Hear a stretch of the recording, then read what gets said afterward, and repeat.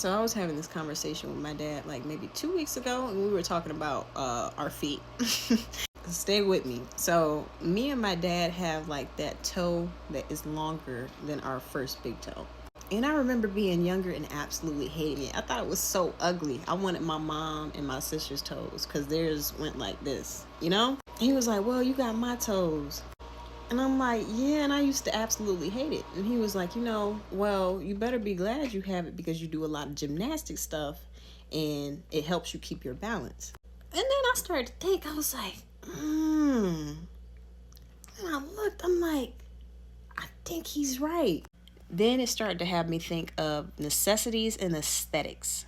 Then it had me start to think about certain things on your body. It's not always about the aesthetics, it's about the necessity of that thing being on your body or the meaning of that thing.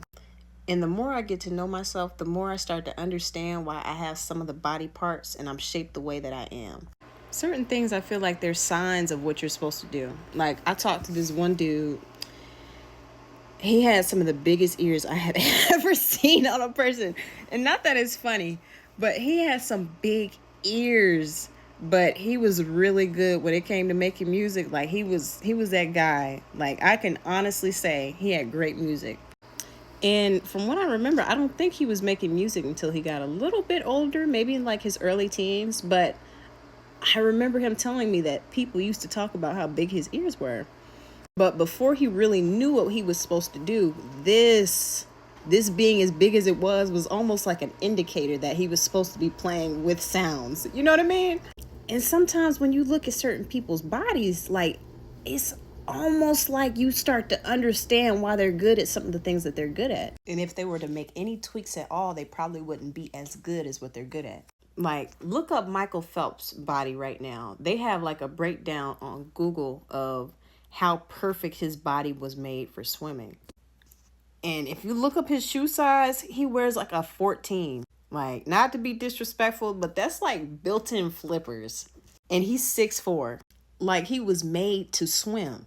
And one thing is, when it comes to our insecurities, we get a lot of them from people's opinions about how our bodies should look. But if you associate your body and how it was made, like, and attach it to your purpose and not people's opinions, you won't worry too much about people's opinions. Nor will you try to change certain things about your body because it might be necessary for what you're supposed to complete while you're on this earth. Like, look at Simone Biles. Imagine if she was any taller or any heavier than what she is. Like, I'm pretty sure she's able to achieve some of the flips that she's able to do because of her weight, her height, and just how she's made, period. I'm not saying you have to accept every single thing on your body because sometimes people have certain things that they're born with that, it just happened. Like it might have been a defect. It's not bad to go get braces if you need to go get braces. It's not bad to lose weight if you need to lose weight or gain it, whatever is healthiest. But there's certain things on our bodies that are there for a purpose more than for the aesthetic. Because certain things are also just symbolic. So sometimes before you want to change that thing, sometimes it's important to sit. And people sit with insecurities. But you don't want to sit with the insecurities. You have to sit sometimes like, what is this necessary for? And sometimes you don't find that thing out until years later.